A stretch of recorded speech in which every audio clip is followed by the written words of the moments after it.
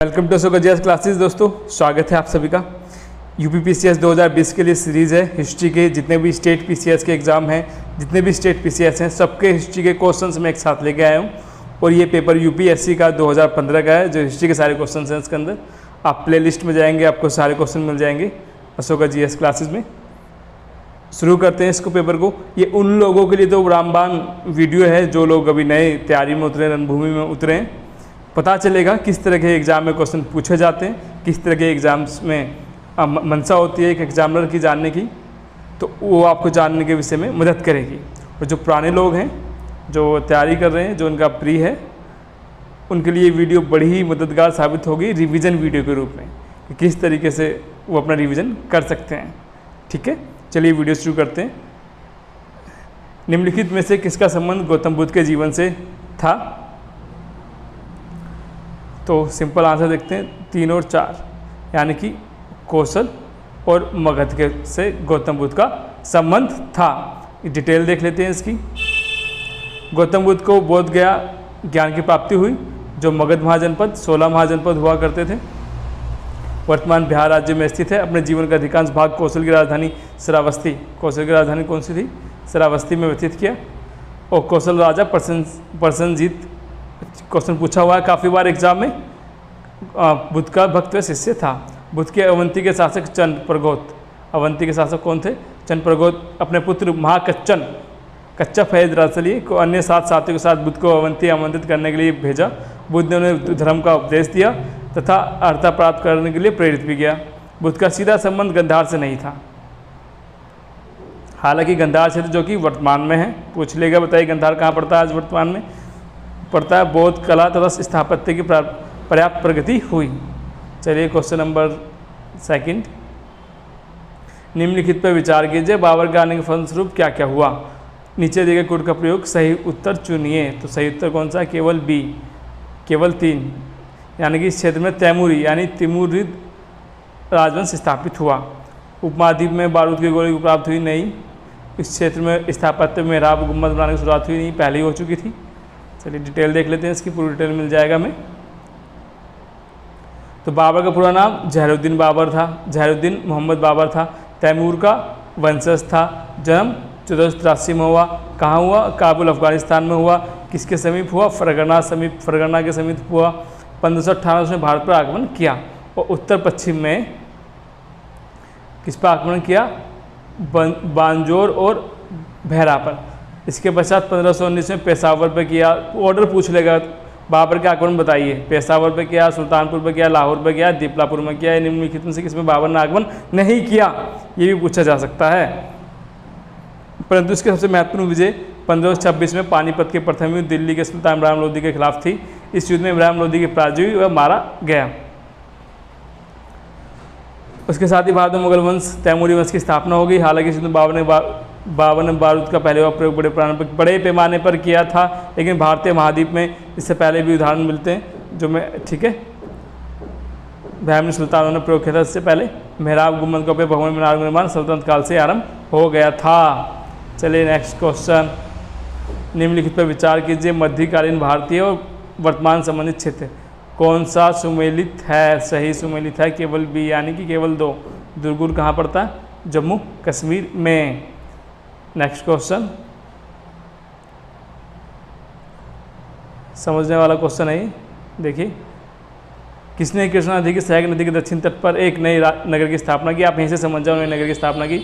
उस देवता के प्रतिनिधित्व के रूप में से नए राज्य पर शासन करने का दायित्व मिला, जिसके बारे में माना जाता है कि कृष्णा नदी से दक्षिण की समस्त भूमि इस देवता की है। तो कौन था? हरिहर प्रथम। देखते हैं, हरिहर प्रथम और बुक्का दोनों भाई थे, हरिहर प्रथम और बुक्का। दक्षिण भारत के दक्षिण पश्चिमी तट पर कृष्णा की सहायक नदी तुंगभद्रा तट पर विजयनगर साम्राज्य की स्थापना करने से हरिहर बुक्का नामक 2 भाइयों को दिया गया। दोनों दिल्ली सल्तनत के मोहम्मद बिन तुगलक यानी कि MBT के कपाली विद्रोह दबाने दक्षिण भेजा था। ये विद्रोह दबाने में सफल नहीं हुए, और किंतु संत विधारण्य के प्रभाव में आकर इन्होंने केवल पूर्ण हिंदू धर्म अपना लिया। और 1336 में हरिहर ने विजयनगर साम्राज्य की स्थापना की। भगवान विरूपाक्ष का मंदिर, विरूपाक्ष का प्रतिनिधित्व बनकर शासन करने लगा। विरूपाक्ष को कृष्णा नदी के दक्षिण की समस्त भूमि का स्वामी माना जाता था।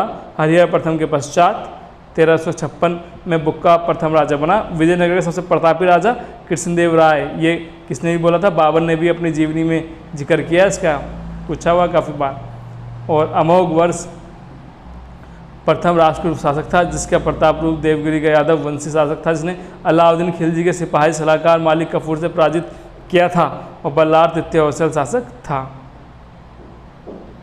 नेक्स्ट, निम्नलिखित में कौन भारत में उपनिवेशवाद का के आर्थिक आलोचक थे? तो डी तीनों ही थे, दादा भाई नौरोजी, जी सुब्रमण्यम अय्यर और आर.सी. दत्त। डिटेल देख लेते हैं इनकी। ब्रिटिश ईस्ट इंडिया कंपनी के स्थापना के पश्चात भारतीय अर्थव्यवस्था धीरे धीरे औपनिवेशिक अर्थव्यवस्था में परिवर्तित हो गई। 18वीं सदी के अंतिम दशक तक 19वीं शताब्दी के आरंभ में वर्षों के आरंभ में इंग्लैंड में औद्योगिक क्रांति के उद्देश्य से उत्पादन बढ़ा तथा राजनीतिक प्रभुत्व के कारण भारत को उसका बाजार बना दिया गया। भारत में प्रथम पीढ़ी के राष्ट्रवादी जिनमें दादा भाई नौरोजी, गोपाल कृष्ण गोखले, सी सुब्रमण्यम अय्यर, आर.सी. दत्त प्रमुख थे, जिन्होंने उपनिवेशवाद, साम्राज्यवाद, आर्थिक नीतियों की आलोचना की तथा भारतीय राष्ट्रवादी आंदोलन की पृष्ठभूमि का निर्माण किया। दादा भाई नौरोजी ने धन को हो रहे निष्कासन की तरफ ध्यान आकर्षित कराने के लिए 4 निबंध लिखे, जिसमें इंग्लैंड, डिबेट to India, on the commerce of India, the wants we means of India, poverty and British rule of India, चारों आप याद कर लें।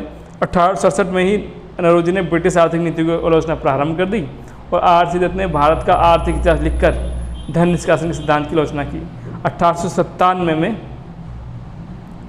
जी सुब्रमण्यम अय्यर ने अपने लेखों से आर्थिक नीतियों की आलोचना के साथ साथ ब्रिटिश साम्राज्यवाद का विरोध भी किया। नेक्स्ट क्वेश्चन,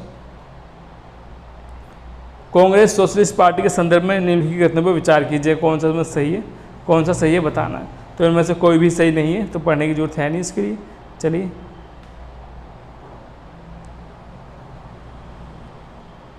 देख लेते हैं।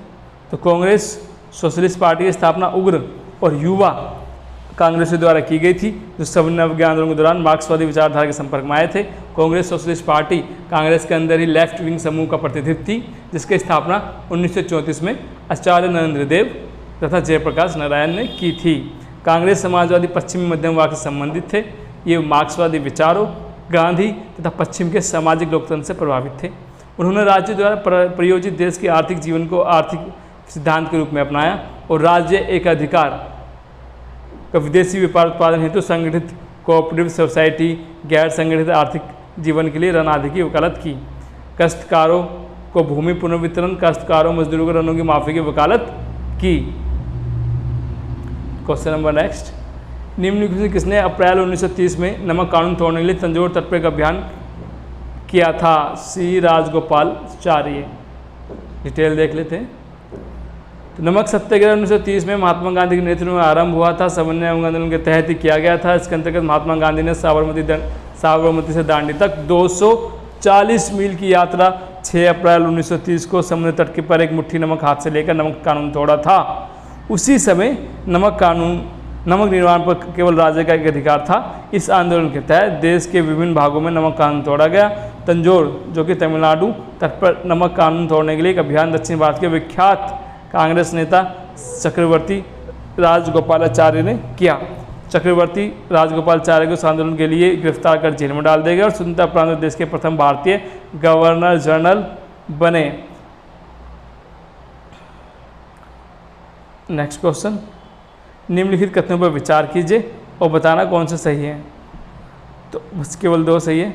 भारतीय राष्ट्रीय कांग्रेस के प्रथम मुस्लिम अध्यक्ष बद्रुद्दीन तैयबजी थे, बिल्कुल सही है। भारतीय राष्ट्रीय कांग्रेस की प्रथम महिला अध्यक्ष सरोजिनी नायडू, नहीं सरोजिनी नायडू नहीं थी, एनी बेसेंट थी। चलो डिटेल में देख लेते हैं इनका। भारतीय राष्ट्रीय कांग्रेस की स्थापना 1985 मुंबई में की गई थी। स्थापना सबसे महत्वपूर्ण योगदान ब्रिटिश सिविल सेवक एओ हुम, इसके फुल फॉर्म पूछे एग्जाम में जी यूपीपीसीएस में, एलन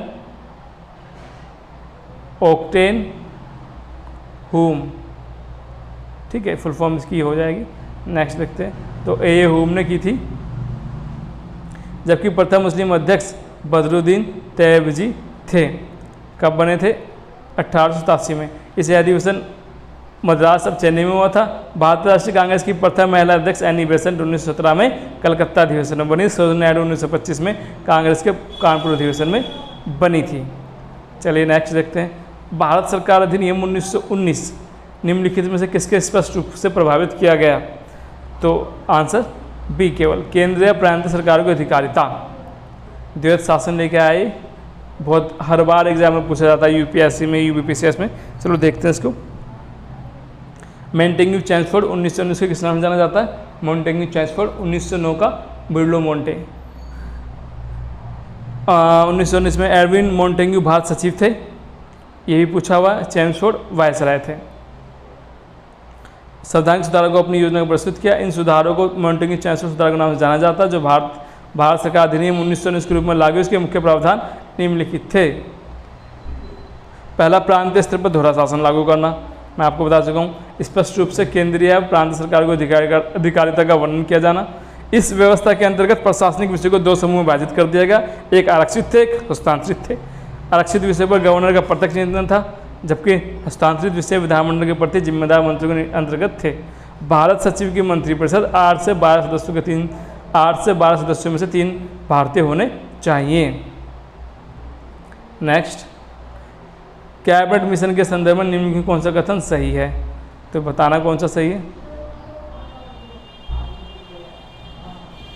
इसने एक संघीय सरकार के लिए सिफारिश की थी, बिल्कुल सही है। इसने भारतीय न्यायालय की शक्ति को विस्तार किया, नहीं किया। ICS और आर्थिक भारतीय को विस्तार किया, बिल्कुल नहीं किया, क्योंकि कैबिनेट मिशन बिल्कुल ऐसा नहीं हुआ। डिटेल देख लेते हैं। क्रिप्स मिशन शिमला वार्ता की सफलता के पश्चात भारत में जारी राजनीतिक गतिरोध का समाधान करने हेतु इंग्लैंड की मजदूर दल की सरकार ने 1946 में कैबिनेट मिशन भारत भेजा। इस मिशन में 3 सदस्य थे, sir Pethick Lawrence, Stafford Cripps, AV Alexander. इस मिशन ने भारत सरकार, कांग्रेस तथा मुस्लिम लीग के नेताओं से चर्चा की तथा 16 मई 1946 को अपना व्यक्तित्व प्रकाशित किया। इसके प्रमुख बिंदु निम्नलिखित थे। किसके निम्नलिखित थे? कैबिनेट मिशन के। कब आया कैबिनेट मिशन? चलिए देखते हैं इसकी डिटेल्स। निम्नलिखित बिंदु थे। भारत के संविधान निर्माता सभा का गठन किया जाएगा। 1942 में जो आया था। संघीय सरकार की स्थापना साथ साथ प्रांतों को स्वायत्त शासन अधिकार होगा, लेकिन भारत का विभाजन नहीं किया जाएगा। संघ केवल प्रतिरक्षा विदेशी संचार की देखभाल करेगा। इस संघ की कार्यकारिणी तथा व्यवस्थापिका, जिसका निर्माण ब्रिटिश भारत तथा देशी रियासतों के प्रतिनिधि द्वारा किया जाना चाहिए। इसके तहत अंतरिम सरकार का प्रावधान किया गया। कौन सरकार का? अंतरिम सरकार का, जिसके अंतर्गत लॉर्ड वेवेल ने पंडित नेहरू को अंतरिम सरकार बनाने के लिए आमंत्रित किया। पंडित नेहरू को वायसराय कार्यकारिणी का उपाध्यक्ष मनोनीत किया गया। अन्य सदस्यों के रूप में सरदार पटेल थे, डॉक्टर सी राजगोपालाचारी थे, बलदेव सिंह थे, जॉन मथई थे, जगजीवन राम थे, डॉक्टर साफत अहमद खां थे, भाभा थे, आसफ अली थे, शरद चंद्र बोस थे। 5 मुस्लिम लीग के सदस्य भी थे। इस मिशन के प्लान में न्यायिक शक्तियों के विस्तार और ICS के संबंध कोई बंद नहीं था। नेक्स्ट क्वेश्चन, निम्नलिखित में किस आंदोलन के कारण भारतीय राष्ट्रीय कांग्रेस का विभाजन हुआ, जिसके परिणामस्वरूप नरम दल और गरम दल का उद्भव हुआ? सबको पता है, स्वदेशी आंदोलन। ठीक है, 1905 में बंगाल विभाजन के विरोध में स्वदेशी आंदोलन का प्रारंभ हुआ। विभाजन के विरोध में स्वदेशी बहिष्कार का निर्णय लिया गया। स्वदेशी बहिष्कार आंदोलन में आत्मनिर्भरता, आत्मशक्ति, सामाजिक सुधार, राष्ट्रीय शिक्षा के तत्वों को समावेश किया गया। 1906 में कांग्रेस के अधिवेशन में स्वदेशी बहिष्कार, स्वशासन, राष्ट्रीय शिक्षा से जुड़े प्रस्ताव पारित किए गए। संभवतः उदारवादी स्वदेशी बहिष्कार, राष्ट्रीय शिक्षा और स्वशासन संबंधी प्रस्ताव को निष्प्रभावी बनाना चाहते थे। इन मुद्दों तथा अध्यक्ष पद को लेकर हुए विवाद में कांग्रेस वर्ष 1907 में गरम दल और नरम दल में विभाजित हो गया। चलिए, कलमकारी चित्रकला निर्दिष्ट रेफर करती है क्या? तो दक्षिण भारत में सूती वस्त्र पर हाथ से की गई चित्रकारी। तो कलमकारी चित्रकला भारत की प्रमुख लोक कलाओं में से एक है। चित्रकारी मुख्य दक्षिण भारत में पाई जाती है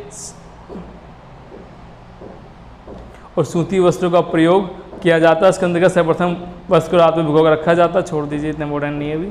और 15वीं शताब्दी में विजयनगर शासकों संरक्षण में इस कला का सर्वाधिक विकास हुआ। मिलान करने बताना कौन सा सही है। तो तीर्थ स्थान अवस्थित थी श्रीशैलम, नल्लामल्ला पहाड़ों पर बिल्कुल सही है, बाकी दोनों गलत हैं। श्रीशैलम आंध्र प्रदेश के पश्चिमी तट पर कर्नूल जिले में नल्लामल्ला पहाड़ पर स्थित है। एक प्रसिद्ध ज्योतिर्लिंग है। यहाँ शिव की आराधना मल्लिकार्जुन नाम से की जाती है। सतमाला पहाड़ियाँ महाराष्ट्र में हैं, जबकि ओंकारेश्वर मध्य प्रदेश में है। महादेव पहाड़ियाँ मध्य प्रदेश में है, जबकि पुष्कर राजस्थान में अरावली पहाड़ियों में स्थित है। भारत कला और पुरातात्विक इतिहास के संदर्भ में निम्नलिखित में से किसी एक का सबसे पहले निर्माण किया गया था? तो धौली स्थित शैलकृत हाथी गुफा का। इसका देख लीजिए, इतना इंपॉर्टेंट है नहीं, चलो थोड़ा देख लेते हैं फिर भी इसको। भारत में कला पुरातात्विक इतिहास के संदर्भ में सर्वप्रथम निर्माण धौली शैलकृत हाथी किया गया था। ये मूर्ति ओडिशा की राजधानी भुवनेश्वर स्थित उदयगिरी के पहाड़ों पर स्थित है। इसका निर्माण मौर्य सम्राट अशोक के शासनकाल 272 ईस्वी से 231 ईसा पूर्व में किया गया था। विशालकाय हाथी की चट्टान बाहर निकालकर दर्शाया गया है। नेक्स्ट, लिंगराज मंदिर उड़ीसा की राजधानी भुवनेश्वर में स्थित है। भगवान शिव को समर्पित है। 11वीं सदी में समावेशी राजा जयजाति केसरी ने करवाया था। मंदिर 150 मीटर चौड़ा 40 मीटर ऊंचा है। देखते हैं, भारतीय राष्ट्रीय इतिहास के संदर्भ में निम्नलिखित कौन से सामंती व्यवस्था के अनिवार्य तत्व हैं? तो आंसर की देख लें, केवल बी, 2 और 3। भूमि के नियंत्रण स्वामित्व पर आधारित प्रशासनिक संरचना का उदय, सामंत तथा उसके अधिपति के बीच स्वामीदास संबंध का बनना। डिटेल देख लेते हैं इसकी पूरी।